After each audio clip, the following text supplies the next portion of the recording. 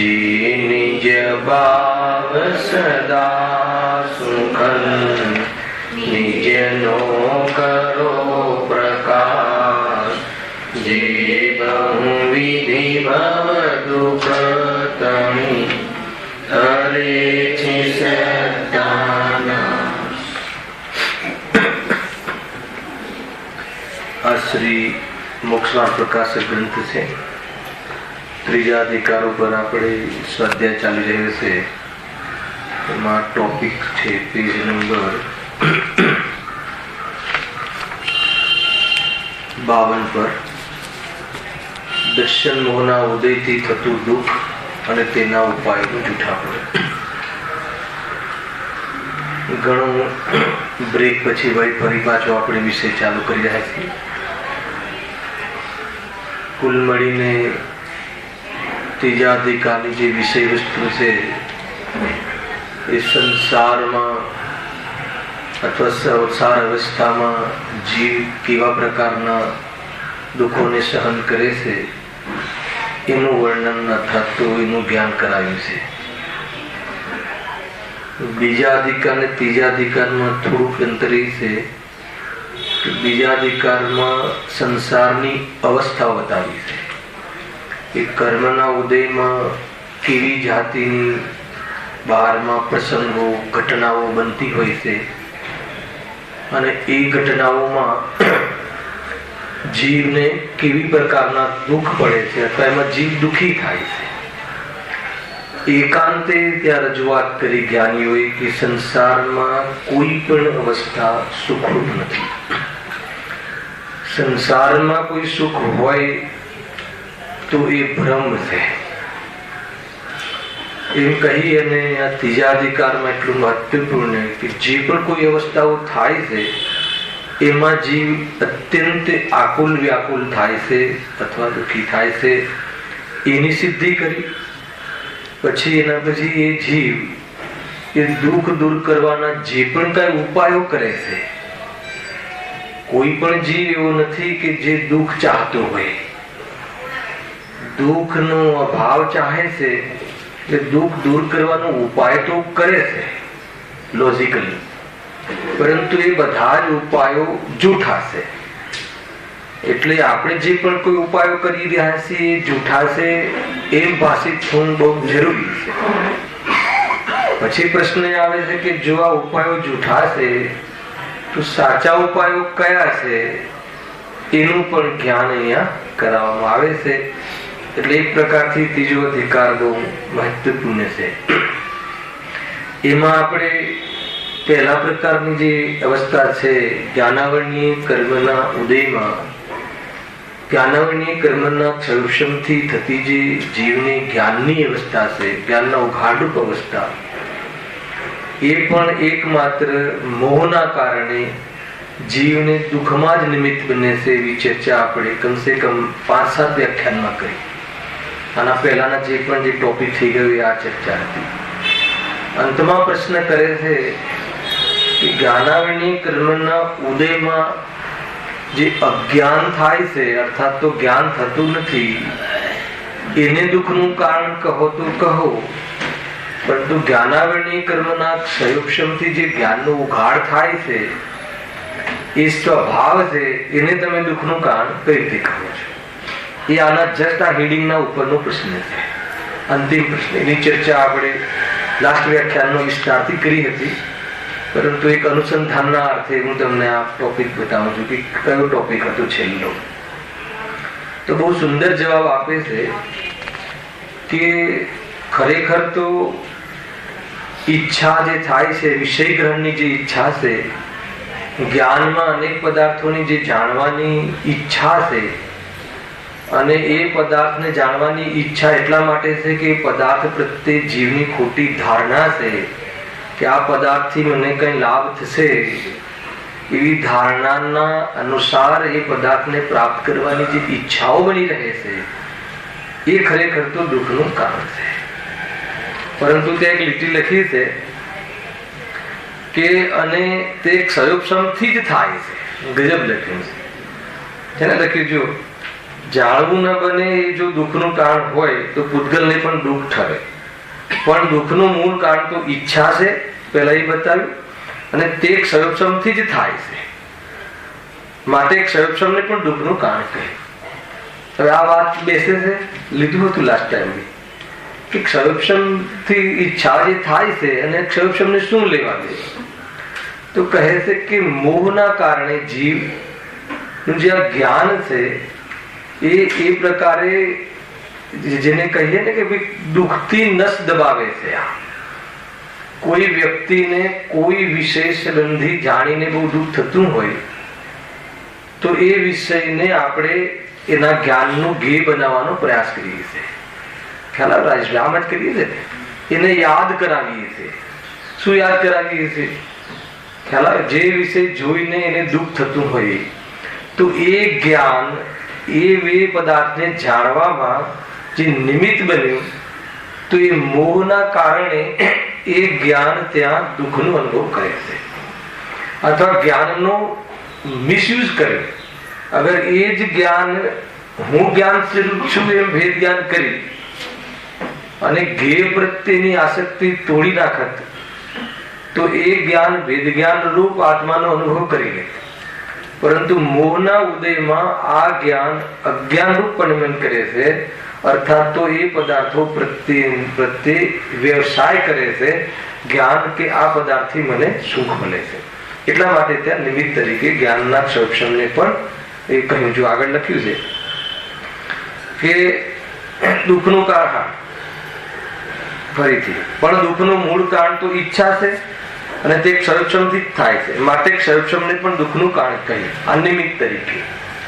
વાસ્તવિક રીતે ક્ષયોક્ષમ પણ દુઃખનું કારણ નથી, પણ મોહથી વિષય ગ્રહણની જે ઈચ્છા છે તે દુઃખનું કારણ જાણે.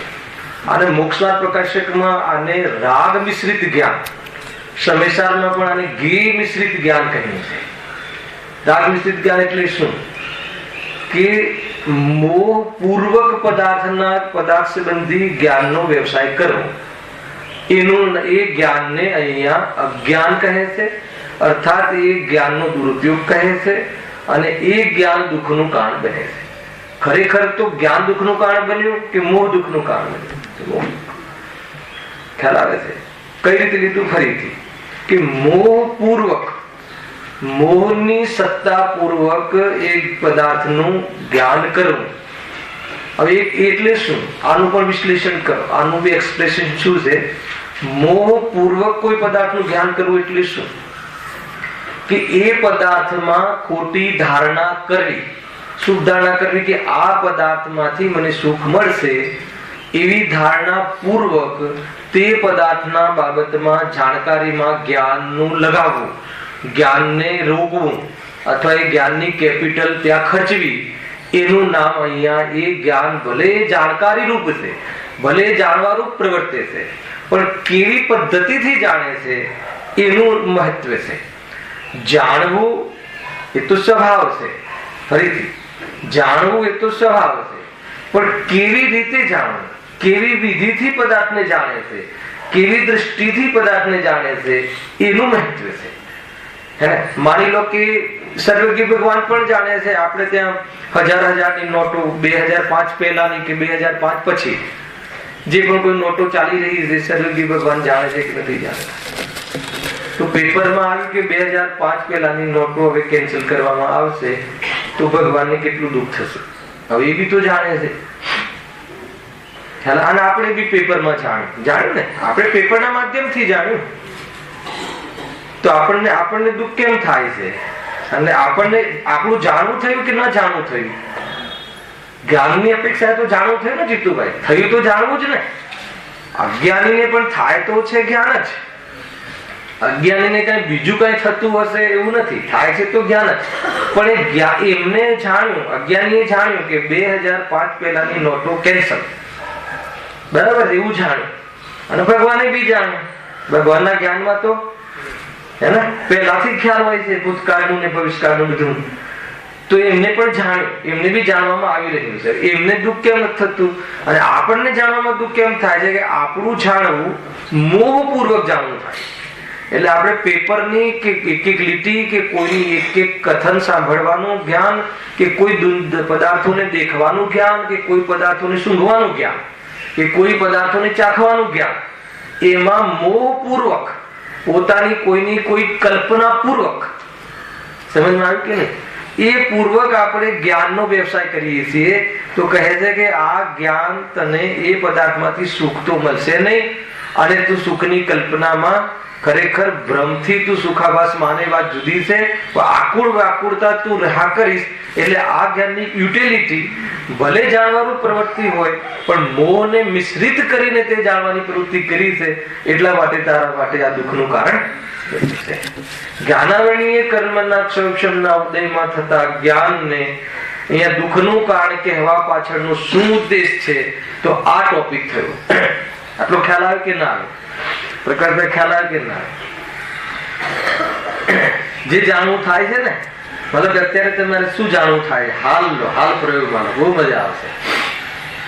અત્યારે હાલ તમે શાસ્ત્ર સંબંધી મોક્ષ પ્રકાશના ત્રીજા અધિકાર સંબંધી કોઈ કન્સેપ્ટ એનું ધ્યાન થઈ રહ્યું છે, બરાબર? જાણવું થાય છે ને. હવે એ જાણવું થાય છે તો એ તો સ્વભાવ છે, પરંતુ એ જાણવું અગર આ પૂર્વક હોય, કયા પૂર્વક? મોહ પૂર્વક હોય કે આ શાસ્ત્રના શબ્દો અર્થાત તો આ શાસ્ત્ર એના માધ્યમથી જ્ઞાન થઈને આત્માને દેખે તો એ જ્ઞાન સમ્યક થઈ જાય. પરંતુ ત્યાં અટકી જાય કે આજે સ્વાધ્યાયની પ્રવૃત્તિ, આ સ્વાધ્યાયની પ્રવૃત્તિ, આ સ્વાધ્યાય રૂપી આજે મારો વિકલ્પ રાગ, એમાં મને સુખ મળે છે, એ પૂર્વક સ્વાધ્યાય કરે, એ મોહ પૂર્વક સ્વાધ્યાય કરે, એ મોહ પૂર્વક શાસ્ત્રને જાણવાની પ્રવૃત્તિ કરે. વાત એ નથી કે એ પૂર્વક કરે છે, વાત એ છે કે એ પૂર્વક કરવાથી એની આકુળતા મટે. તો આકુળતા તો મટી નહીં, ખ્યાલ આવે કે નહીં? કદાચિત પંચેન્દ્રિયના વિષયોમાં જેટલી આકુળતા રહે છે એના કરતા મંદ આકુળતા અહીંયા રહે તો કદાચિત મંદ આકુળતામાં મંદ દુઃખમાં એને સુખનો આભાસ થવાનો ચાન્સ છે, સમજજો. પરંતુ એ આકુળતા તો છે, ખ્યાલ આવે? તો એ આકુળતાનું વેદન કરે છે. તો એ જ્ઞાન અજ્ઞાન છે કે જ્ઞાન છે કે સમ્યક જ્ઞાન છે? ગજબ છે. આ તમને એમ લાગશે કે 5 ઇન્દ્રિયોના વિષયોમાં ઘટાવો એ તો બેસે છે, પણ જયારે શાસ્ત્રની વાતમાં તમે બેસાડો છો ને ત્યારે જરા મન પાછું વળે નહીં, ખ્યાલ કે નહીં? તો જીવ ત્યાં ભૂલી જાય છે કે ભાઈ આ બધા સ્ટેશન છે પરંતુ રોકાવાના સ્ટેશન નથી, માધ્યમ છે. સ્વાધ્યાય, પ્રવચન સાંભળવું, સંભળાવવું, વાંચવું, ચિંતન કરવું, વિચાર કરવો, એ સંબંધી ચર્ચાઓ રાખવી, ગોષ્ઠી કરવી, એ બધી પ્રવૃત્તિ છે ખરી, ખ્યાલ આવે કે નહીં? એ પ્રવૃત્તિમાં જ્ઞાનનો વ્યવસાય ચાલે છે ખરો, પરંતુ ખાલી એના અર્થ માત્ર, જાણકારી માત્ર, એમાં જ માની લો કે એને ધર્મ માની લીધો તો એ ધર્મ માની લીધો એટલે સુખ માની લીધું તો લોકોને પ્રશ્ન રહે છે. આજે પણ પ્રશ્ન રહે, આટલું વાંચવા પછી આકુળતા કેમ રહે? તો કોણે કહ્યું છે કે વાંચવાથી આકુળતા મટે? એવું કોઈ લખ્યું હોય તો બતાવો કોઈ જગ્યાએ. ગુરુદેવે કોઈ પ્રવચનમાં કહ્યું હોય તો બતાવો કે શાસ્ત્ર વાંચવાથી આકુળતા મટે. ગુરુદેવ તો પરથી એમ કહે છે કે 11 અંગનો ધણી થઈ જાય, 11 અંગે 9 પૂર્વના જ્ઞાનનો ધણી થઈ જાય, હે ને? છતાં જો આત્માને ન જાણે, જ્ઞાન એ મારો સ્વભાવ છે અનુભવ ન કરે અને મેં આટલા શાસ્ત્ર જાણ્યા એવો અહંકાર કરે તો એક સમય માત્ર પણ એને ચેન પડતું હોય એ વાત એનો ભ્રમ છે. સમજમાં આવે છે કે નહીં?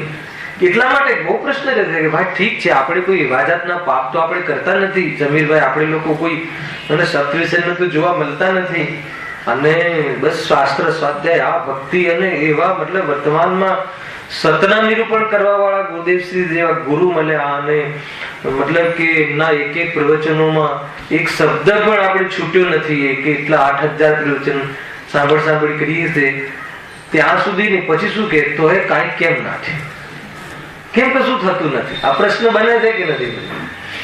ખરેખર તો આવો પ્રશ્ન બનવો સારો છે પણ એવો પ્રશ્ન નથી બનતો. એ કેવો પ્રશ્ન કરે છે ખબર છે? તો બી એ લોકોને કેમ કાંઈ થતું? એ વળી પાછું બીજું જાતનું દૂષણ, એટલે કે રોજ મતલબ આવે છે, પહેલી જ ખુરશીમાં બેસે છે, બધું સાંભળે, તો એમને કઈ કામ કેમ નથી થતું? તો પેલા તો એની વિચારવાની દિશા ખોટી, અને પછી આ બીજી દિશા કે મારે કઈ થતું નથી. એટલે એટલું તો આપણને ખ્યાલ આવ્યો કે એને હજુ સુખ નથી થયું, એટલી ખબર તો પડી કમસે કમ. એને શાબાશ, કમસે કમ તને એવો ભ્રમ તો નથી થઈ ગયો કે હું સુખી થઈ ગયો છું. નહીં તો એવો પણ એક બહાદુર કોઈ આમ બહુ હોય છે, બહાદુર એવા કે અમને કઈ થઈ ગયું છે. તો એટલી તો શાબાશી આપવી જોઈએ કે કમસે કમ તો એટલો તો નિર્ણય કર્યો છે કે હજુ મને કઈ આત્મદર્શન અર્થાત તો સુખનો છાંટો પણ પ્રગટ્યો નથી. પણ તું જે દિશાથી વિચારે છે હે ને, કે તું એમ માને છે કે ભાઈ શાસ્ત્ર સ્વાધ્યાય તો એ તો શિક્ષા માત્ર છે. લખ્યું નવમાધિકારમાં જ કે ભાઈ શાસ્ત્ર સ્વાધ્યાય કોઈ ધર્મનું કારણ નથી, એ તો માધ્યમ છે, નિમિત્ત કારણ છે. પણ એ શાસ્ત્રના માધ્યમથી તું તત્વનો નિર્ણય કરે, અને તત્વનો નિર્ણય કરી અને એની પ્રતીતિ જો તને વર્તાઈ જાય તો દુનિયાની અંદર તને કોઈ વર્તો રાગ પણ તને ઇફેક્ટ નહીં કરે. દ્રષ્ટિમાં તું એને અપનત્વ નહીં માને તો તું અંદરમાં એ ધારામાં પણ એક ધારા તારી એવી શાંતિની દ્રષ્ટિગત રહેશે કે મને મારું સેફ છે, મને કોઈ પણ જાતનો પ્રોબ્લેમ નથી. અને જેટલો રાગ છે એટલો ખેદ છે, પણ એ અનાત્મામાં ઘટશે, એ આત્માનું સ્વરૂપ નથી. આખી પદ્ધતિ આ રીતની છે. આ એક લીટી જે છેલ્લે કહી ને એમાં આટલી બધી મોટી વાત થાય છે ભાઈ, હે ને. ખરેખર ક્ષયક્ષમ પણ દુઃખનું કારણ નથી, પણ મોહથી વિષય ગ્રહણની જે ઈચ્છા છે તે જ દુઃખનું કારણ જાણવું. તથા ત્યાંથી પછી નવા ટોપિકનું સાર અહીંયા મળે છે. અહીંયા સુધી વિષય કેટલો થયો હર્ષદભાઈ? એને બહુ વ્યાખ્યાન કર્યા છે આના ઉપર. અહીંયા કે જ્ઞાનાવરણીય કર્મના ક્ષયોક્ષમથી જે જ્ઞાનનો ઉગાડ થાય છે એ ઉગાડ દુઃખનું કારણ તમે કઈ રીતે કહો છો? તો એ નાઈ આપણે કહી દે કે એ દુઃખનું કારણ જ્ઞાન નથી, પરંતુ મોહપૂર્વક પદાર્થોમાં વ્યવસાય કરે છે. અરે તું ભગવાનને જાણે છે ને, ભગવાનને તો પણ મોહપૂર્વક જાણે. ભગવાનને જાણીને પોતાના આત્માને જાણે તો મોહ તૂટે. પણ ભગવાનને જ જાણતો રહે કે ભગવાન બહુ સુંદર છે, ભગવાનના બહુ ગુણગાન છે, આવા ગુણ મારા છે, એને એ ન આવે તો ત્યાં સુધી મોહપૂર્વક જાણવું થાય. એ મોહપૂર્વક જાણવું થઈ. ભગવાન કોણ છે? એક આત્મા છે, અને એક આત્મામાં આવા ગુણ હોય છે ને આવા ગુણ પ્રગટ આત્મા કરી શકે છે. એમ જાણીને હું આત્મા છું ને હું આ પ્રગટ કરી શકું છું એમ ન જાણ્યું ત્યાં સુધી એક સમયની ભગવાનની પર્યાય ઉપર એ વશીકરણ થઈ ગયું છે, વશ થઈ ગયું છે. તો એનું નામ મોહ છે. મોહ મટાડવા ગયો એને અને મોહનું પોષણ કરીને આવે. ગજબ છે. દુનિયાને એમ લાગે છે કે અમે પૂજા કરીએ છીએ, અમે ઉપાસના કરીને આવે. અહીંયા કહે છે કે તું ઉપાસનાના નામે તું પોતાના સ્વરૂપથી દૂર થઈને આવે. ગજબની વાત છે ને. એટલે એક અંદરની કોઈ મોમેન્ટમાં થોડો ફરક પડી ગયો ને તો એ માર્ગ ચૂકી જશે. કેમ કે આમાં થોડો પણ ફરક ના ચાલે. અને આ માર્ગની અંદર એમ કે થોડુંક ચલાવી લો એ વાત અહીંયા છે નહીં. પરફેક્ટ હોવું જોઈએ. થાય છે કે નહીં ભવાય? આવું બને કે ના બને? કેવી રીતે જાણવું ઉપર? મતલબ કે એમાં પોતાનું ઇન્વોલ્વમેન્ટ ન આવ્યું ત્યાં સુધી સમજી લેવું કે કાંઈ નું કાંઈ બીજી ધારણા ચાલે છે. કાંઈ ની કાંઈ ધારણા જે ચાલતી હોય એની. હું મંદિર આવું છું, હું મારું કર્તવ્ય નિભાવું છું, હું સટાવેશક કરું છું, હું મતલબ કે બરાબર છું, બીજા કરતા બરાબર છું. એ પાછું જોડે બોલે નહીં પણ અંદરમાં એવું એને પ્રતીત થાય, અંદરમાં એ ફિલિંગ ચાલતી હોય.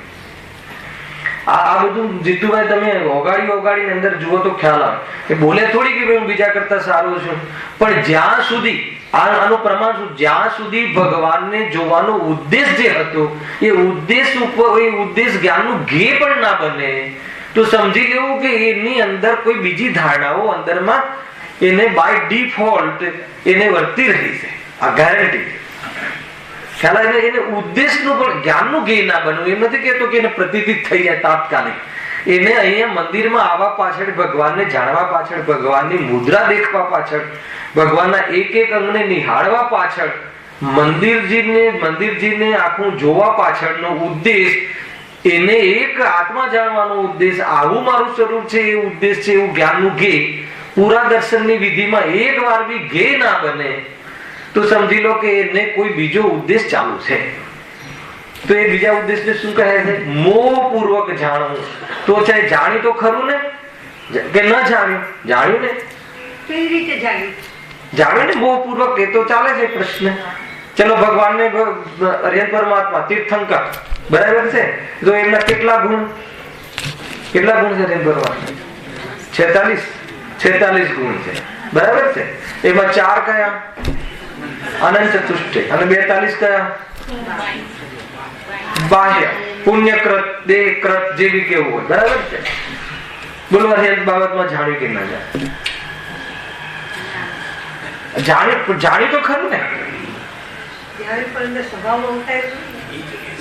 એ તો વાત ચાલે છે ને. તો આ જે જાણવું થયું, આ જાણકારી જે લીધી, એ જાણકારીમાં હવે અહીંયા સુધી કોઈ એમ નથી કહેતો કે પાપ છે. આ જાણકારીમાં તમને શું ફિલિંગ આવી? હવે ત્યાંથી ફરક પડી જશે ભાઈ. જાણકારીમાં એ ફિલિંગ આવી કે હું બધું જાણું છું. કે તું આત્માને જાણે છે કે કોણ આત્મા? ખ્યાલ કે નહીં? કે હું બધું જાણું છું એટલે જ્ઞેયોને જાણું છું. એટલે એને જ્ઞેયોની મહિમા આવી, એક જ્ઞાનની મહિમા આવી. તો એને જ્ઞાનની મહિમા ન આવી તો એ જ્ઞાનમાં જ્ઞાયકની મહિમા ન ભાસી, અને એ જ્ઞાનમાં અનેક જાણકારીની મહિમા ભાસી. તો એ અજ્ઞાન પૂર્વક, મોહ પૂર્વક, અહંકાર પૂર્વક, અન્ય ઉદ્દેશ પૂર્વક, આત્મ કલ્યાણના ઉદ્દેશ પૂર્વક ન જાણવું થયું. એનું નામ છે કે એ જ્ઞાનનો જે ક્ષયોક્ષમ છે તે અવળી જગ્યાએ લગાવ્યો. ગજબ છે, બહુ ભારે કામ છે. કોઈ એમ કે અમે 5 ઇન્દ્રિયોના વિષયોમાં લગાવો તો તમે કહો તો બરાબર છે. તો અમે તો આત્મા, અરે આત્માની બારામાં તું લગાવ ને. ખ્યાલ આવ્યો કે નહીં? હવે ચલો સર્વજ્ઞ ભગવાનને આપણે એનાથી એક સ્ટેપ આગળ. આત્માના બાબતમાં તમે શું જાણો છો? બોલો. બહુ ડેન્જર વાતો છે આ બધી. આત્માના બારામાં શું જાણો છો? કે જાણતા જ નથી. આટલા વર્ષોથી આત્માના બારામાં નથી જાણતા. શું વાત કરો છો સમીરભાઈ? આત્માના બારામાં શું જાણો છો? આત્મા ચેતન છે, અનંત શક્તિનું પુંજ છે. ગુરુદેવની એક લીટીમાં આત્માની વાત તો આવે છે. એ ભગવાન આત્મા છે, પર્યાયથી પૃથક છે, પરરૂપે થતો નથી. બરાબર છે ને? આ બધી વાત તો બરાબર છે. કેવલ જ્ઞાનની પર્યાય પણ એ નથી, હે ને? અર્થાત તો કેવલ જ્ઞાનની અનંત પર્યાયો આવે એવો જ્ઞાનનો સ્વભાવ છે. આ જ્ઞાન આત્માના બારામાં જાણકારી આ લીધી કે ના લીધી? બતાવો. તો હવે તો મેં મારું જ્ઞાન બરાબર કે નહીં? અહીંયા જાણકારી લીધી, જાણ્યું ત્યાં સુધી તો સ્વભાવ આ પર્યાયગત છે. આ તો જાણવું થયું, એમાં કોઈ બહુ નેચરલ વાત છે. જ્ઞાન હોય ને એમાં ન જણાય એવું ક્યાં બને? એ સમયમાં જણાય. ત્યાં સુધી કોઈ પુરુષાર્થની વાત નથી. જણાયું, જાણવું એ તો દરેક જીવનો સ્વભાવ. હલાવ કે એ તો એક ઇન્દ્રિય જીવ પણ એને જેટલું જ્ઞાન મળ્યું છે એ પ્રમાણમાં જાણે છે. ઠંડુ ગરમ એમાં કઈ મોટી વાત? આપણે મન સહિતનું જ્ઞાન છે તો આટલું જાણીએ છીએ. આમાં કોઈ તમે પુરુષાર્થ કર્યો એમ નહીં સમજતા. હવે બતાવો કે હવે ભૂલ ક્યાં પડી? હે ને? તો હવે હું આત્માનો અનુભવની વાત છે જ નહીં. હું આત્માના બારામાં ઘણું બધું જાણું છું એટલે એને જાણકારીનો મહિમા છે. આવું સ્વરૂપ મારું છે એવું એનો મહિમા નથી. તો કહ્યું કે આ તારું જે જ્ઞાન છે ને, ભલે એ જ વિષયમાં લાગ્યું, આત્માના વિષયમાં, પરંતુ અહંકાર લેતું વર્ત્યું. એટલા માટે કહે છે કે તું આત્માની ચર્ચામાં આત્માથી દૂર રહ્યો. ખ્યાલ આવ્યો કે નહીં? એ રીતે છે. આત્માની ચર્ચામાં આત્મા નથી ભાઈ, આત્માના અનુભવમાં આત્મા છે. આત્મા નામના શબ્દમાં આત્મા નથી, આત્મા નામના શબ્દના વિચારમાં આત્મા નથી, આત્મા નામના ભાષામાં આત્મા નથી, પણ આત્માના અનુભવમાં આત્મા છે. એ તો આત્માના અનુભવની પૂર્વ પ્રક્રિયાઓમાં આ ક્રિયાઓ હોય છે. તો જીવ કહે છે, અહીંયા કહે છે, પંડિતજી કહે છે કે તારું જે જ્ઞાન છે ને, એ જ્ઞાન તે અવળી જગ્યાએ લગાવ્યું. બહુ ખતરનાક વાત છે. અવળી જગ્યાએ લગાવ્યું ને, અથવા એને મોહને લઈને વાત. એ તો એનું કામ જ એ હતું. જયારે લૌકિક ક્ષેત્રમાં હતો ત્યાં બી એને વધારે જાણવાનો અહંકાર હતો, અને જયારે ધર્મ ક્ષેત્રમાં આવ્યો તો વધારે જાણવાનો અહંકારનું જે લપ છે ને એ તો જતી નથી. તો કહે છે કે તને ચેન નહીં પડે, તને શાંતિ નહીં પડે. કેમ નહીં પડે? કેમ કે તારું જ્ઞાન અલ્પ છે, અને અલ્પ જ્ઞાનમાં સર્વ જાણવાની ક્ષમતા નથી. અને તને સર્વને જાણું તો હું સુખી થઈ જાઉં એવી તારી ગ્રંથિ છે, અને આ ગ્રંથિના કારણે તું દુઃખી થઈ જઈશ. અને સર્વને જાણવું હોય તો કેવલ જ્ઞાન પ્રગટ કરી લે, અને કેવલ જ્ઞાન પ્રગટ કરવું હોય તો આત્મા અને હું જ્ઞાન સ્વરૂપ છું એ અનુભવ કર. અગર એ અનુભવ કરે તો કેવલ જ્ઞાન પ્રગટ થશે. તો તારી ઈચ્છા પૂરી થશે કે ઈચ્છા જ નહીં થાય? ખ્યાલ આવે કે નહીં? સમજમાં આવે છે કે નહીં? હે ઈચ્છા પછી ક્યાં ગઈ? ઈચ્છા પેદા જ નહીં થાય તો આખું સ્વરૂપ આવી દીધું. એટલી સુંદર કન્સેપ્ટ છે આ. મતલબ શાંતિથી વિચાર કરવા જેવું છે કે કેમ કે મને બહુ વાર વિકલ્પ આવે આ ટોપિક પર કે જાણવાને તમે કઈ રીતે કહો છો કે ભાઈ એને એ દુઃખનું કારણ અજ્ઞાનીને સંસારમાં જે પણ જ્ઞાનનો ઉગાડ થાય છે એ પણ એને દુઃખમાં નિમિત્ત બનાવે છે, અર્થાત તો દુઃખના કારણોમાં વ્યવસાય કરે છે. એટલે બધું જ જ્ઞાન બરબાદ કરી નાખે છે. ખ્યાલ આવે કે નહીં? હવે તમે આ પોતાના પર લગાવો, 24 કલાક જ્ઞાન થાય છે કે નથી થતું? કેવી વાત કરો, જ્ઞાન તો થાય છે. તો 24 કલાક જ્ઞાનને કઈ ડ્યુટી આપી છે બતાવો? ક્યાં વ્યવસાય કરાવીએ છીએ? કઈ બાજુને કઈ ઉદ્દેશ પૂર્વક અમે જ્ઞાનને વ્યવસાય કરાવીએ છીએ? આપણે 24 કલાક, બરાબર છે. હવે અહીંયાથી દુકાન જશું, ખરી આ એકાદ કલાક આપણે એ ભાવને મંદ બંધી ચાલે છે ધારણા, કમસે કમ વેની ચર્ચા તો અહીંયા છે. હાલ કે નહીં? પરંતુ ચર્ચા સુધી સીમિત થઈ જવાના કારણે એ જ્ઞાનને પણ ઇન્દ્રિય જ્ઞાન કહેવાય છે. અતિન્દ્રિય જ્ઞાન નથી. એ જ્ઞાન પણ ઇન્દ્રિય છે, જળ છે, પર છે. હાલ કે નહીં? એ જ્ઞાન પણ વાસ્તવમાં સત્તાનું અવલોકન ન કરતું હોવાના કારણે એ જ્ઞાનને પણ અહીંયા સ્વભાવ કહીને શું લઈ લૂંટી લઈશું આપણે? એટલે આ જ્ઞાને દોસ્તી ખોટી કરી, આ જ્ઞાને સંગતિ ખોટી કરી, મોહની સંગતિ કરી અને વ્યવસાય કરી રહ્યો છે. એટલા માટે ઉઘાડ જ્ઞાન પણ એ દુઃખમાં નિમિત્ત બને એ રીતે. હવે જો આગળની 1.5 લીટી છે, એનાથી નવો ટોપિક ચાલુ થાય છે. તથા મોહનો ઉદય છે, આગળથી કહ્યું ને, જો વાસ્તવિક રીતે ક્ષયોક્ષ પણ દુઃખનું કારણ નથી, પણ મોહથી વિષય ગ્રહણની જે ઈચ્છા છે તે જ દુઃખનું કારણ જાણવું. આ લીટીની વ્યાખ્યા કરી મેં અત્યાર સુધી. ખ્યાલ આ લીટીની વ્યાખ્યા કરી ફરીથી કે વાસ્તવિક રીતે ક્ષયોક્ષમ, ક્ષયોક્ષમ એટલે શું? જ્ઞાનનો ઉઘાડ, હે ને? એનું નામ ક્ષયોક્ષમ કેમ પડ્યું? જ્ઞાનાવર્ણીય કર્મનો ક્ષયોક્ષમ થયું. ઉદય અને ક્ષયોક્ષમ બે ધ્યાન રાખજો, નહીં તો ટોપિક ખ્યાલ નહીં આવે. ઉદય થાય, કર્મનો ઉદય રહે, જ્ઞાનાવર્ણીય કર્મનો, ત્યારે એ સંબંધી નિમિત્ત તરીકે આત્મામાં એ પદાર્થનું જ્ઞાન થવાની ઉઘાડ થતો નથી. એ પોતાનું ઉપાદાન અશુદ્ધ અને બહારમાં નિમિત્ત તરીકે કર્મનું એ રીતનું ઉદય. અને કર્મના ઉદયનું કારણ કોણ? એવી બતાવી દો. નહીં તો તમે કહો કે આ કર્મનું કર્મ એ કરાવ્યું અમને તો પાછું, પણ કર્મ કોને કર્યા? પૂર્વમાં પોતે એવા ભાવ કર્યા એટલે કર્મ આવે. તે આમંત્રણ આપ્યું અને આમંત્રણ આપ્યું એટલે આવ્યા, અને ફરીથી પણ આમંત્રણ આપીને એનો પાછું સત્કાર સ્વરૂપમાં ન જઈને તો કહે કે એ બસ પરંપરા સંસારની આજીની ચાલ્યા કરે, આ રીતે ચાલ્યા કરે, રમત રમ્યા જ કરે છે પોતે ભૂલીને. અહીંયા કહે છે કે વાસ્તવિક રીતે ક્ષયોક્ષમ ખરેખર જોઈએ તો જ્ઞાન તો કઈ રીતે દુઃખનું કારણ હોય? એ દુઃખનું કારણ નથી. પણ કોણ દુઃખનું કારણ છે? પણ મોહથી આવ્યું ને, વિષય ગ્રહણ એટલે જાણવું. મોહથી વિષયને જાણવાની જે ઈચ્છા થાય છે, મોહ પૂર્વક જે ઈચ્છા થાય છે, તે જ દુઃખનું કારણ જાણવું. એટલે દુઃખનું કારણ વાસ્તવિક રીતે કોણ આવ્યું? મોહ આવ્યો. આ મોહ કોણ કરે છે? મોહ કર્મ. હવે મોહ કર્મના નિમિત્તમાં જીવ સ્વરૂપનું ભાન ભૂલી અને કાંઈ ને કાંઈ કલ્પનાઓમાં જીવે છે. જીવ કલ્પનાઓમાં કોઈ ઠેકાણા નહીં. ક્યારેક જે પદાર્થમાં સુખની કલ્પના કરે, 2-5 દિવસ પછી એ પદાર્થમાં દુઃખની કલ્પના કરે, હે ને? ક્યારેક પરણીને પત્ની લાવે ત્યારે એમાં સુખની કલ્પના કરે, 5-10 વર્ષ થઈ જાય એટલે કે આ દુઃખનું સાધન લઈ આવે, એમ દુઃખની કલ્પના કરે. હલાવે કે નહીં? બસ આ રીતે એનું જીવન ચાલ્યા કરે છે, કલ્પનાઓ કરે છે. બતાવો એને એની પોતાની જ કલ્પનાઓમાં બરાબર નથી. ક્યારેક તો સુખ માને, ક્યારેક તો દુઃખ માને, ક્યારેક એ રીતે ચાલ્યા કરે છે, કેમ કે એને સ્વરૂપની ખબર નથી. જો તથા મોહનો ઉદય છે તે દુઃખરૂપ જ છે. આ એકાંતિક મોહનો ઉદય કર્મની મુખ્યતાથી વાત કરી છે. ઉદય જ્યારે શબ્દ આવે ત્યારે કર્મની ઓળથી વાત છે. મોહના ઉદયમાં જીવ ને જે ભ્રમ રહે છે પોતાના સ્વરૂપને ભૂલીને, એટલે જીવ દુઃખી થાય છે, બીજું કોઈ કારણ નથી. હવે તે કેવી રીતે તે અહીં કહીએ છીએ એમ કહીને નવા ટોપિકનું અહીંયા મંગલાચરણ સ્ટાર્ટ કર્યું. ઉત્થાનિકા આવી. હેડિંગ: દર્શન મોહના ઉદયથી થતું દુઃખ અને તેના ઉપાયોનું જૂઠાપણું. આ બે ટોપિકો હવે આપણે અહીંયા ચાલશે.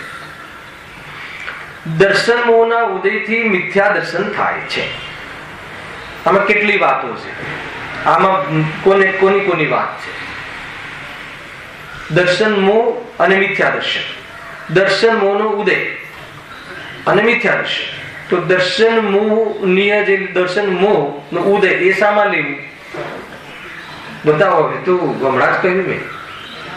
બતાવો સમીર. દર્શન મોહ ને શામાં લેવું? હે ચારિત્ર મોહ કે દર્શન મોહ કહ્યું છે? પહેલા તો જે સેકન્ડ પ્રશ્ન છે મારો. દર્શન મોહની એ કર્મની વાત છે અને મિથ્યા દર્શન એ જીવના ભાવની વાત છે. ખ્યાલ? દર્શન ઉદય લખ્યું છે ને, એકલો દર્શન મોહ લખ્યો હોય તો બી જીવનો ભાવ કહી શકો છો. દર્શન મોહ, દર્શન શબ્દ જે પડે છે ને અહીંયા, એ શ્રદ્ધાના આત્મા છે.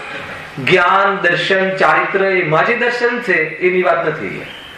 અહીંયા દર્શન એટલે શ્રદ્ધા, શ્રદ્ધાની વાત છે. મોહનીય કર્મ, કર્મ કેટલા? 8 થઈ ગયેલું છે આ બધું. એમાં કયા કર્મોની આપણે વાત પતી ગઈ? જ્ઞાનાવરણીય, દર્શનાવરણીય. જ્ઞાનાવરણીય અને દર્શનાવરણીય એ બંને કર્મના ક્ષયક્ષમની જે વાત થઈ, એ બે કર્મને તો આપણે વાત પતી ગઈ. એ બંને કર્મ આત્માના જાણવા દેખવાના સ્વભાવની સાથે સંબંધ ધરાવે છે. જ્ઞાન એ જાણવું, દર્શન એ દેખવું. બરાબર છે ને? એની ચર્ચા આપણે આગળ કરેલી છે. જાણવું અને દેખવું. દેખવું એટલે આંખથી દેખવું નહીં. ખ્યાલ કે નહીં? ક્યાંથી દેખવું? કાનથી જીવ દેખે કે આંખથી દેખે? બતાવો. હવે પ્રશ્ન બદલું છું. કાનના માધ્યમથી દેખે કે આંખના માધ્યમથી દેખે? દેખવામાં 5 ઇન્દ્રિય નિમિત્ત બને કે આંખ નિમિત્ત બને? એકદમ પ્યોર પ્રશ્ન. બતાવો તો થોડુંક મને ખ્યાલ આવે કે હું ખાલી બોલું છું કે બધી સમજાય છે. કોઈ સ્વેચ્છા જવાબ આપે ને તો હું પૂછીશ બધાને કીધું. ઉંમર બધા મોટા છે છતાં ગાદીના લિહાઝથી પૂછીશ. મારી તો તાકાત નથી પૂછવાની. ખ્યાલ આવે કે નહીં? 5 ઇન્દ્રિયમાંથી કઈ ઇન્દ્રિય દેખવામાં નિમિત્ત બને? નિમિત્ત તો ખરી ને, એ નાથી દેખાત નહીં તો કઈ ઇન્દ્રિયથી દેખાય છે? તો કે કોઈ ઇન્દ્રિયથી થોડી દેખાય. તો કઈ ઇન્દ્રિય દેખવામાં નિમિત્ત બને છે એ બતાવો. ચક્ષુ ઇન્દ્રિય કેવું? પ્રકાશભાઈ. એટલે મને ખ્યાલ છે કે દર્શન ગુણની સ્પષ્ટતા નથી હજી. બેનોમાંથી કોઈ बतावे. बेन आपको तो पता हो कौन सी इंद्रिय मतलब देखने में निमित्त बनती है? हमने चक्षु कीधु પછી ચક્ષુ સિવાય સ્ટેટમેન્ટ કેટલી વાર હતું હે? શું એ વાત તો કહ્યું ને, હું નિમિત્ત નું પૂછું છું એટલે તમે મારો પ્રશ્ન બદલ્યો. મેં કીધું અને કઈ ઇન્દ્રિયથી દેખાય છે તો તમે કહ્યું ને જ્ઞાનથી દેખાય છે, ઇન્દ્રિય નથી દેખાતું. એ જવાબ તમારો સાચો. પણ હવે મેં નિમિત્ત કહ્યું. ખ્યાલ આવે કે નહીં? માધ્યમ તો ખરું ને, બાહ્ય તો ખરી ને. તો કયા ઇન્દ્રિયના માધ્યમથી, કયા ઇન્દ્રિયના નિમિત્તથી, 5 ઇન્દ્રિયમાંથી કયા ઇન્દ્રિયના નિમિત્તથી જીવને દેખવું થાય છે? કઈ બતાવો ફટાફટ. દેખ ચક્ષુ કહ્યું પ્રકાશભાઈ, પછી કહે ને ચક્ષુ નહીં, ચક્ષુ સિવાય નહીં કહ્યું. અહીંયા કહે છે 5 ઇન્દ્રિય. 5 ઇન્દ્રિયને મન 6 માધ્યમથી જીવને દેખવું થાય છે. દેખવું એ કોઈ આંખથી દેખવાનું નામ દર્શન નથી. હે ને? વસ્તુનું સામાન્ય અવલોકન એ દેખવું અને વસ્તુનું વિશેષ અવલોકન એ જાણવું. આ દર્શન અને જ્ઞાન ગુણની વિવક્ષા છે. બહુ લીધેલું છે રાજભાઈ. હે ને? તમને એવું નથી લાગતું બ્રેક બહુ આવે છે એટલે? તો બધું એક સાથે થોડી આવશે. આ તો વિષય બહુ થઈ ગયો, પહેલા અધિકારથી થઈ ગયેલું છે આ ચર્ચા બધી. દર્શનના ગુણનું, જ્ઞાન ગુણનું સ્વરૂપ શું છે? દર્શન ગુણ આપણે જે દેખવું કહીએ છીએ ને, દેખવું એ અવલોકનનું છે.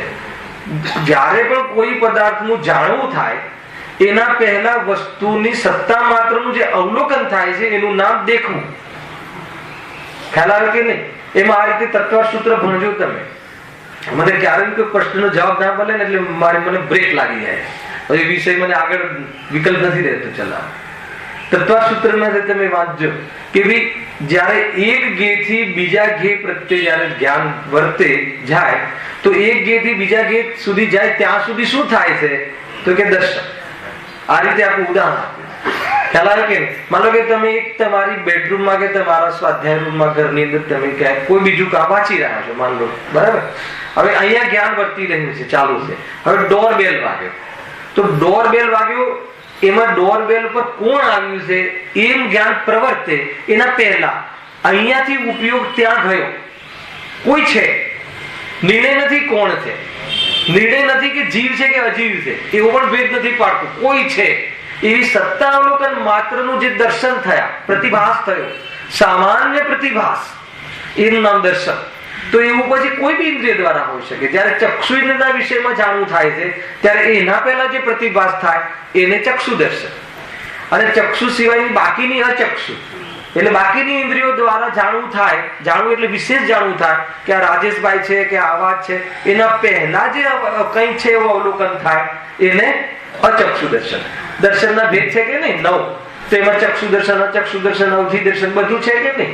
એટલે જે પણ જ્ઞાન થાય એ જે જ્ઞાન થાય એના ખાલી કેવલ જ્ઞાનમાં કેવલ દર્શન ને કેવલ જ્ઞાન બે યુગપત થાય છે. એને તે આવરણ ન હોવાના કારણે સામાન્ય અને વિશેષ અવલોકન સાથે થાય છે. પણ છદ્મસ્ત ને સામાન્ય અવલોકન ને વિશેષ અવલોકનમાં અંતર પડે છે. પહેલા સામાન્ય અવલોકન થાય છે, પછી એક પદાર્થ સંબંધ, પછી એનું વિશેષ અવલોકન થાય અને ન પણ થાય, પછી બીજા પદાર્થ પર જતું રહે. ઘણી વાર એવું થાય, અવગ્રહ આવીને છૂટી જાય વિશેષ જ્ઞાનમાં. ઈહા થાય, અવગ્રહ થાય, હે ને? હા, પછી અવાય એ બધું છે ને. તો ઘણી વખત અવગ્રહ થઈને છૂટી જાય. અવગ્રહ, ઈહા, અવાય, અવાય સુધી પહોંચે બી નહીં. પછી ધારણા થાય. ધારણા થાય ત્યારે વસ્તુનો નિર્ણય થઈ જાય. અને નિર્ણય થાય તો પછી એમાં શ્રદ્ધાનો વાત આવે ને તો એના પેલા કાંઈ નહીં. તો ઘણી વખત વાંચીને છૂટી જતું હોય. ઘણી વખત વાંચવા પહેલા કોઈ હશે, એ આપણો ઉપયોગ જ ના જાય ત્યાં. હશે આત્માની વાત, હશે કાંઈ ઉપયોગ જ ના જાય ત્યાં. કીધું પંડિતજી, શું કીધું, કઈ કીધું, તો એવી રીતે છૂટી જતું હોય છે જ્ઞાન. નિર્ણય નથી કરી શકતું જ્ઞાન. આ બધી જ્ઞાન દર્શનની ચર્ચાઓ છે. તમે દર વખતે હું જયારે પણ આ વિષય લઉં ત્યારે કહું છું કે જે આપણો સ્વભાવ છે ને એ સ્વભાવના બારામાં પૂરેપૂરો ખ્યાલ તો હોવો જોઈએ કે શું છે એનું ફંડામેન્ટલ, શું છે એનું બંધારણ, શું છે એનું સ્વરૂપ. એ ખ્યાલ નહીં હોય તો કેવી રીતે ખ્યાલ આવશે? તો એ દર્શનાવરણીય, દર્શનમાં આવરણ કરવાનું નિમિત્ત અને જ્ઞાનાવરણીય, જ્ઞાનમાં આવરણમાં બનાવવાનું નિમિત્ત, એ બંનેની ચર્ચાઓ તો આપણે પતી ગઈ. હવે આ છે ત્રીજું, આ ઘાતી કર્મ છે 4: જ્ઞાનાવરણીય, દર્શનાવરણીય, મોહનીય અને અંતરાય.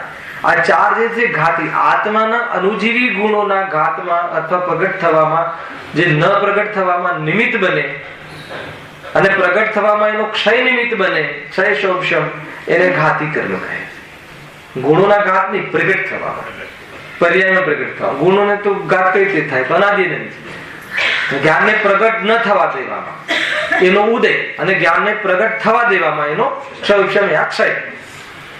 એ રીતે લેવું જે પણ કોઈ કર્મ, 4 કર્મથી.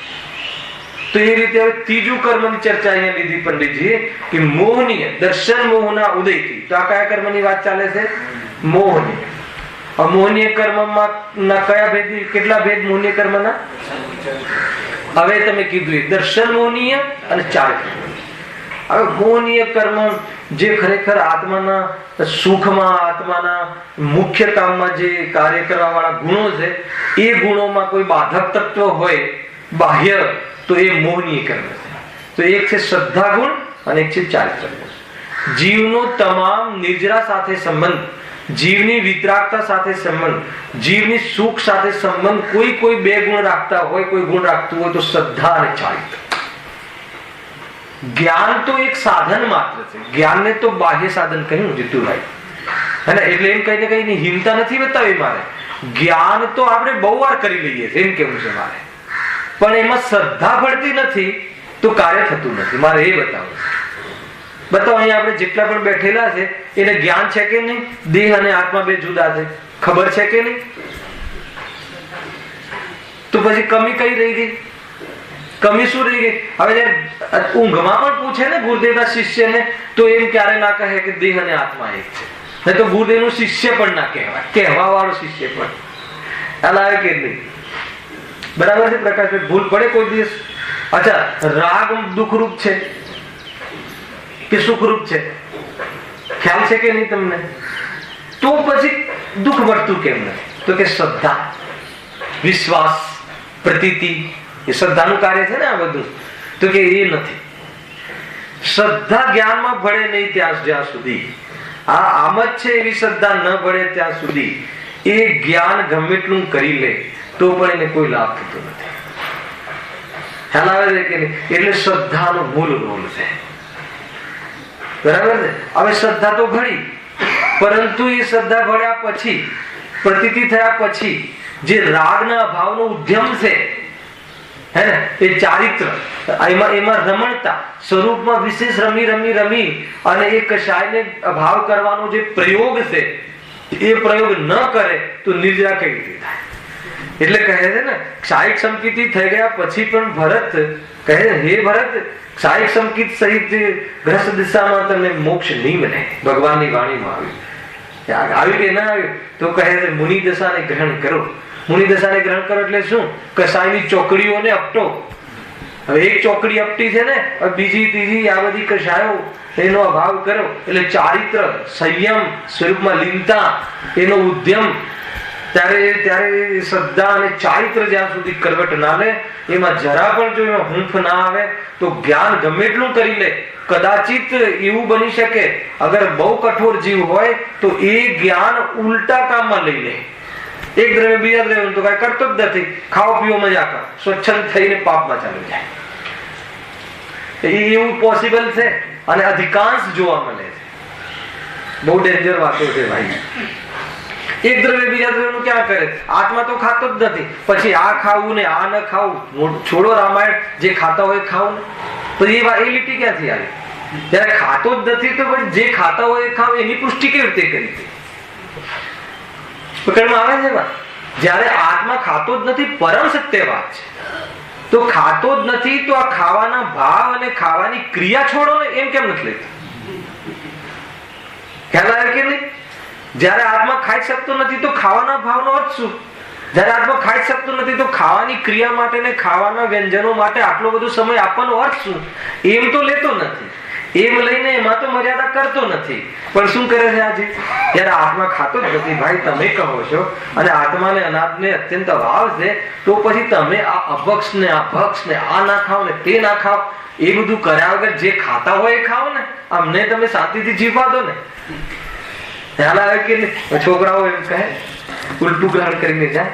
કેટલું સરસ પ્રવચન હતું આજે, હે ને? એમ કહે, પપ્પા આજે તો બહુ સારું પ્રવચન હતું કે આત્મા ખાતો જ નથી. હવે ખાતો જ નથી તો તમારી ડ્યુટી મટી ગઈ ને, કે બેટા હવે આ નહીં ખા ને આ નહીં ખા. હવે તમે જયારે તમે આટલી વિઝન છે તમારી પાસે કે દ્રષ્ટિમાં કે તમે આત્મા ખાતો જ નથી, તો હવે તમારો ઉપદેશ વ્યર્થ રહ્યો ને, આ ખા ન ખા. એટલે અમે સમજી ગયા તમે? તો કહે છે કે ભાઈ તારી સોચ ખોટી છે, અને સોચ ખોટી છે. સોચવું તો એમ જોઈતું હતું કે જયારે ખાઈ શકતું જ નથી તો હવે શું છે? હવે એના માટે હું કમાવા જાઉં ને 24 કલાક મથું ને આ કરું ને એમાં બી પાછું મળે, અને મળે પછી સુખી થવું કે ના થવું, એ તો પ્રશ્ન ઉભો જ રહે. જેને મળી ગયું છે, હે ને, એ વચ્ચે આવ્યું હતું પેપરમાં કે ભૂખ્યા પેટ કરતા ભરેલા પેટ વાળા વધારે મરે છે જલ્દી. જેટલા બી મરણ થાય છે એનાથી મરે વધારે. કોઈ ગણિત નથી આયુ કર્મનું સમય. અરે ખરેખર તો આત્મા મરતો જ નથી. મરવું અને જીવવું એ તો બહારના કર્મના આધારે એક અવસ્થા વિશેષનું જ્ઞાન કરાવવામાં આવે છે. બાકી શું મરવું ને શું જીવવું? આત્મા સદાકાળ ચેતનવંત છે, સદાકાળ અનાદિ અનંત પોતાના સ્વરૂપમાં વ્યસ્ત મસ્ત અને રમતો રહે છે.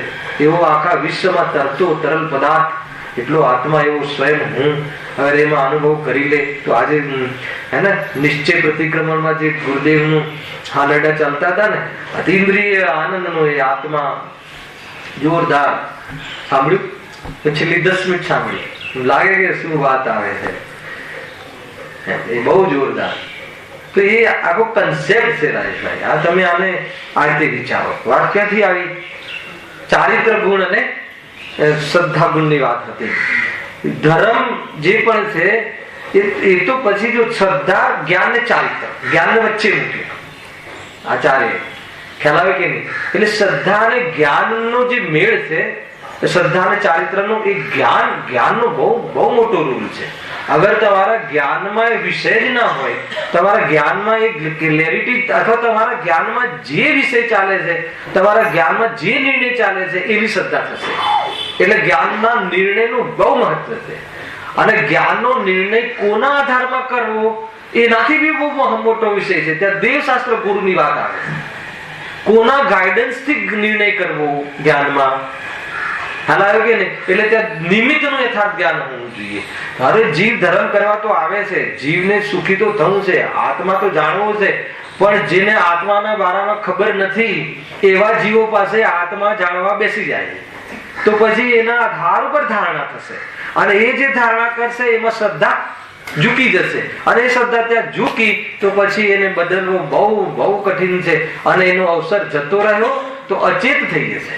અચેત થઈ જશે એટલે કે વિચાર શક્તિ રહિત થઈ જશે.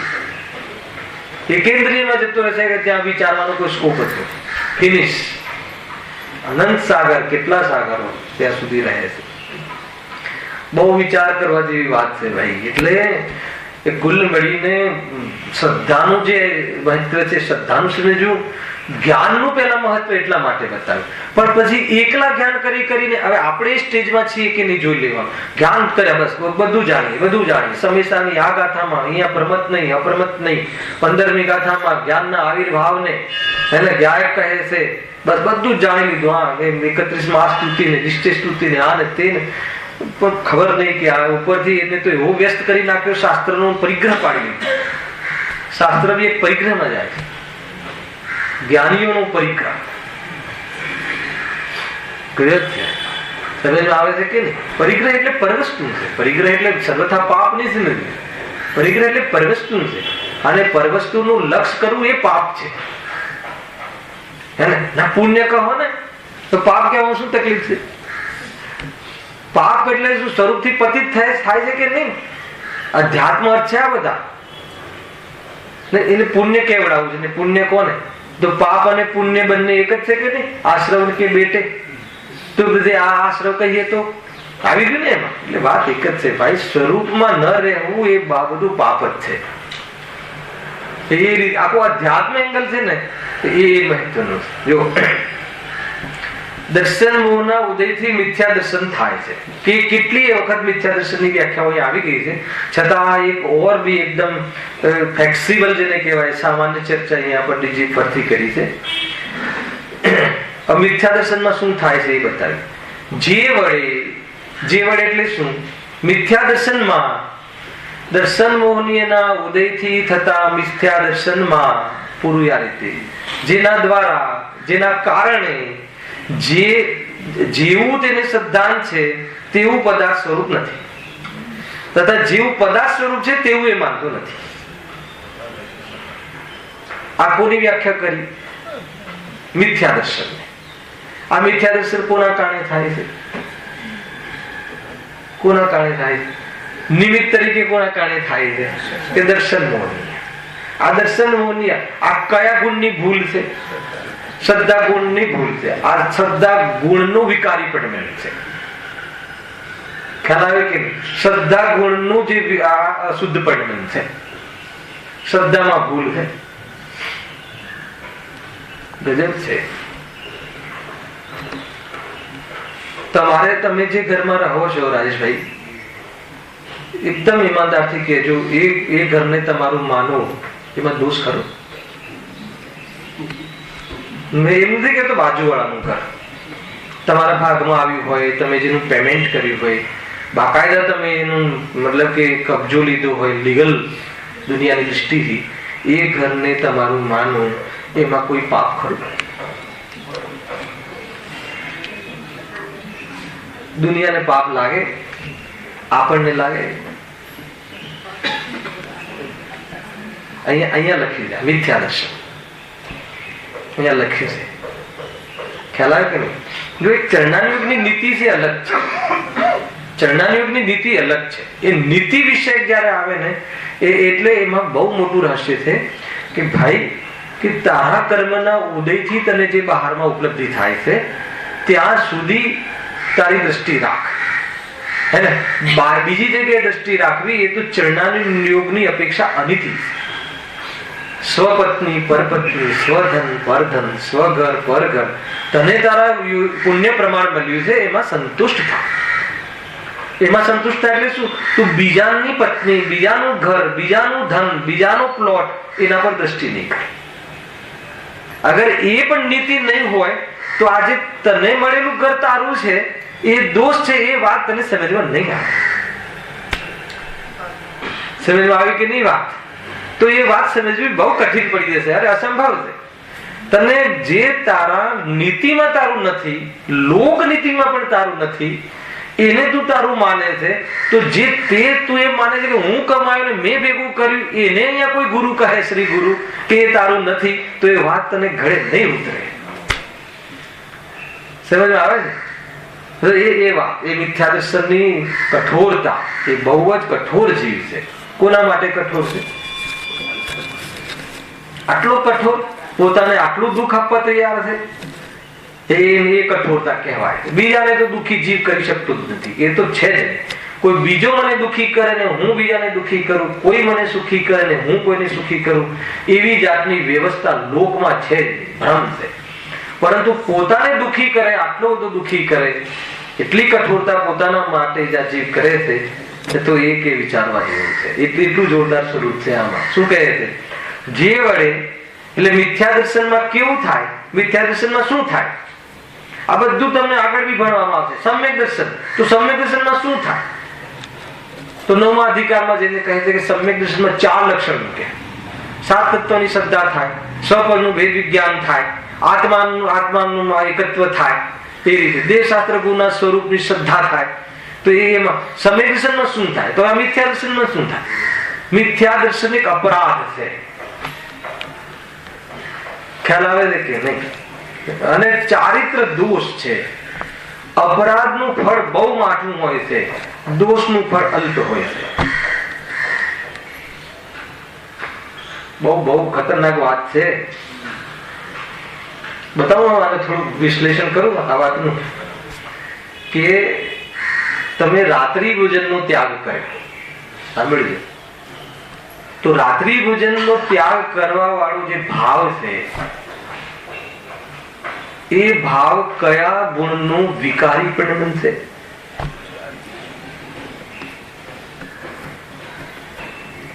ફરીથી પૂછું, રાત્રિ ભોજનનો ત્યાગ કરવાનો જે ભાવ આવ્યો, એ ભાવ કયા ગુણનું વિકારી પણ બનશે? ફરીથી, એ ભાવ પુણ્ય ભાવ છે કે પાપ ભાવ છે? પેલા બદલો પ્રશ્ન ને. પુણ્ય ભાવ છે કે પાપ ભાવ છે? રાત્રિ ભોજનનો ત્યાગ કરવાનો ભાવ પુણ્ય ભાવ છે કે પાપ ભાવ છે? પુણ્ય ભાવ છે. શું કામ ગભરાવશો? જે કહો. ફરીથી, હવે બીજો પ્રશ્ન, તો એ કયા ગુણનું વિકારી પણ બનશે? ચારિત્ર ગુણનું વિકારી પણ, શુદ્ધ પણ બનશે. તો એ દોષ છે કે ગુણ છે? કેમ કે એનાથી કર્મનો બંધ થાય, એટલે દોષ છે. બરાબર છે? એ દોષનું, એ પુણ્યનું અલ્પ ફળ છે. અલ્પ ફળ શું છે? અલ્પ ફળ શું છે? સ્વર્ગ મળે છે. અરે એના કારણે તો થોડુંક સ્વર્ગમાં રોકાવું થાય છે. અહીંયા રોકાવું થાય એટલે અટકવું થાય છે ગતિમાં. એનું ગતિમાં અટકવું થાય છે અને ભટકવું નથી થતું. પરંતુ હવે સાંભળજો, આ જ લીટીમાં મેં રાત્રિ ભોજનનો ત્યાગ કર્યો, એ અપરાધ છે.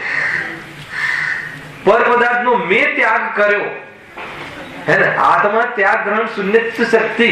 તું કોણ પર પદાર્થનો ત્યાગ કરવા વાળો? એના પદાર્થ, એ તરફના ભાવનો ત્યાગ કરવાની વાત છે. પણ મેં પદાર્થને છોડ્યા તો કહે છે શ્રદ્ધાની ભૂલ છે. બરાબર છે? અચ્છા, કોઈ એમ કહે કે ઠીક છે, મેં રાગ ભાવ છોડે, તો મેં રાગનો ત્યાગ કર્યો.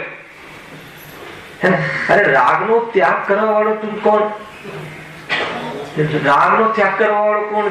તો રાગ ન રહ્યો એનું જ્ઞાન કરવા વાળો. અંદરમાં એટલું સૂક્ષ્મ મિથ્યાત્વ ચાલે છે ને, એટલે ક્યાંય ને ક્યાંય એને કોઈ કશાય અથવા કોઈ પર્યાય પર પ્રેમ આવી જાય, પર્યાયમાં એકત્વ આવી જાય છે, એનો મહિમા આવી જાય છે, તો કહે છે એનું નામ મિથ્યાત્વ. જીતુભાઈ પકડમાં આવે છે. અરે જીવને એમ લાગે કે હું બહુ શાસ્ત્રો ભણું છું ને, બહુ ભણાવું છું ને, બહુ તને ખ્યાલ નથી, તું નાની નાની ચીજોમાં હર સમયે તું ઝેર પીવે છે અને અમૃત સમજીને પીવે છે. ભાઈ ભૂલ તો એ પડી હે ને, એટલે છોડવાનો પ્રયાસ નહીં કરે. ઝેર પીવે છે, આ ઝેર છે એમ સમજીને પીવે તો છૂટવાનો ચાન્સ છે, પણ અમૃત સમજીને પીવે શું કામ છોડે? ખ્યાલ આવે કે આ રીતનું અહીંયા કહે છે. બહુ વિચારવા જેવી વસ્તુ છે. જો જેટલી ચર્ચા કરી એટલી ઓછી છે. આ તો વાસ્તવમાં આપણે અનંત કાળ આ વેદ્યું છે, અનંત કાળનો અનુભવ છે આપણો, એક સેકન્ડનો અનુભવ છે અનંત કાળનો. મિથ્યાત્વ અનંત કાળથી કરી રહ્યા છીએ અને હજુ અનાદિકાળથી કરી રહ્યા છીએ. અનંત કાળ સુધી કરવો છે. એટલે આપણને કોઈ બી જગ્યાએ શું છે એમાં તમને આવડ્યું ના આવડ્યું, જાણ્યું ન જાણ્યું, આ મેં કર્યું, શું છે આ બધું? કશું જ નહીં. મેં છોડ્યું, કોણ છોડીને કોણ? અરે વિતરાગતા, ગુરુદેવ કહે કે તને સર્વજ્ઞતા આવી ગઈ, એમાં પણ શું મોટો નિહાલ કરી લીધું? તો આત્મામાં અને આત્માને સર્વજ્ઞ ન થાય? તને સર્વજ્ઞતાનો મહિમા, મેં સર્વજ્ઞતા પ્રાપ્ત કરી એ મહિમા ખોટો છે. સર્વજ્ઞતા પ્રગટ કરવાનું ઉપાદેય છે, એ વાત સત્ય છે. અટકી જાય છે જીવ. સમ્યક દ્રષ્ટિને સમ્યક દર્શનનો મહિમા નથી, સમ્યક દ્રષ્ટિને આત્માનો મહિમા છે. આત્માના મહિમાનું નામ સમ્યક દર્શન છે ને સમ્યક દર્શનના મહિમાનું નામ મિથ્યાત્વ છે. શું ગજબની વાત છે. ખ્યાલ આવે કે નહીં? હે સમ્યક દર્શનનો મહિમા એટલે જો સમ્યક દર્શનનો મહિમા, સમ્યક દર્શનની તો પૂજા છે રત્નત્રયની. તમે કેવી રીતે કહો છો? નહીં, એ હવે સાંભળો તમે. સમ્યક દર્શનના મહિમાનો અર્થ શું ખબર છે? અજ્ઞાની સમ્યક દર્શનનો મહિમા કઈ રીતે કરે ખબર? સમ્યક દર્શન તો પવિત્ર ચીજ છે, તો અર્ઘ ચડાવે, પણ એ રીતે મહિમા નથી આવતો અજ્ઞાનીને. અજ્ઞાનીને મહિમા કેવી રીતે આવે? હું સમ્યક દ્રષ્ટિ, તું મિથ્યા દ્રષ્ટિ. ખ્યાલ આવે ને? એટલે પર્યાયથી ભેદ દેખાય. સમ્યક દર્શન પ્રાપ્ત કરવા જેવું છે વૈભવભાઈ. સમ્યક દર્શન પવિત્ર ચીજ છે. સમ્યક દર્શન નો મહિમા ગુરુદેવે બ્રહ્મચારી હરિભાઈએ 7 અધિકારમાં સમ્યક દર્શનની નોટ્સ લખી છે ને. તો એ મહિમાની વાત જુદી છે. પણ આપણને મહિમા કેવી રીતે આવે છે કે સમ્યક દર્શન એટલે મને સમ્યક દર્શન છે, તને મિથ્યા દર્શન છે, તો કહે છે કે તને પર્યાયની મુખ્યતા થઈ ગઈ. અને દરેક માટે ભાઈ સમ્યક દર્શન પ્રાપ્ત કરવા જેવું છે, ભાઈ સમ્યક દર્શન પ્રાપ્ત કરવા જેવું. તો એ તો વિતરાગતાનો મહિમા છે. તો આપણને ભેદ કરીએ છીએ, મને સમ્યક દર્શન છે, આ બધા મિથ્યા દ્રષ્ટિ, આ તો બધા મિથ્યા દ્રષ્ટિ. એમ જોયું ગુરુદેવે કોઈને? હાલ આવે કે નહીં? તો આ પણ એક વિચારવા જેવી વસ્તુ છે. તો ખરેખર સમ્યક દર્શનનો મહિમા આવી જવાનો મિથ્યાત્વ એટલે આ લેવું કે પોતાને સમ્યક દર્શનથી મહાન માનવો અને બીજાને મિથ્યાત્વથી હીણો માનવો. તો એને દરેકમાં ગાયક ન જોયો અને ભગવાને ભેદ કર્યો, એનું નામ મિથ્યા દર્શન. ખ્યાલ આવે છે કે નહીં? બહુ ઊંચા કન્સેપ્ટ છે આ, સમજવામાં આવે એવું છે ભાઈ. અને આ તો સમ્યક દર્શન તો બહુ દૂરની વાત છે. જીવને થોડું શાસ્ત્ર ભણતા આવડી જાય ને, આજે કઈ ખબર પડતી નથી. રોજ પૂછું છું દર્શન નું, ભૂલી જાય છે. કઈ મને બહુ આવડે છે, તમને કઈ નથી આવડતું. પતિ ફિનિશ. ગાદીએ બેસીને મિથ્યાત્વનું સેવન કરે છે. અને આ બોલીને નહીં, વિચારીને નહીં, ફિલિંગ્સમાં, પ્રતીતિમાં. બહુ ડેન્જર વાત છે. પ્રતીતિમાં રહે. અને તો શું કરવું પછી? અગર પ્રતીતિમાં રહે ને પકડમાં આવી જાય તો ઢીલાસ આવી જશે. એ મોમેન્ટ અરે આમ શું કરું, અરે હે ને, અરે કોઈ બહારના જ્ઞાનના ભેદ. આ તો મતલબ કોઈને વધારે ખબર પડી, યથાર્થ ખબર પડ્યું એનું નામ સમ્યક જ્ઞાન છે, કે વધારે ખબર પડ્યું એનું નામ સમ્યક જ્ઞાન છે. તરત જ એને દરેક જીવમાં સમાનતા આવી ગઈ. અરે કાંઈ ફરક નથી પડતો, જાણવાના સ્વભાવ વાળા છે એટલી ખબર પડે, બહુ થઈ ગઈ, બધા ભગવાન છે, વાત પતી ગઈ. જીવ એટલો અંદરમાં કોમળ થઈ જાય અને રુજુતા આવી જાય કે 10 ધર્મના અંશ ખીલી જાય, ઉત્તમ, ક્ષમા, આદવ, મહાદેવના અંશ ખીલી જાય. અને જયારે વિશેષ પરિણમન કરે ત્યારે મુનિ દશા, નમો લોય શબ્દ સાહણમ, એનું ફળ આવી જાય તો નમો ર્યંતાણમ, નમો સિદ્ધાણમ. એ રીતે પદમાં બિરાજમાન આત્મા છે. આ આત્માની કહાની છે. બાકી ચર્ચા કાલે. સહેજાનંદ કી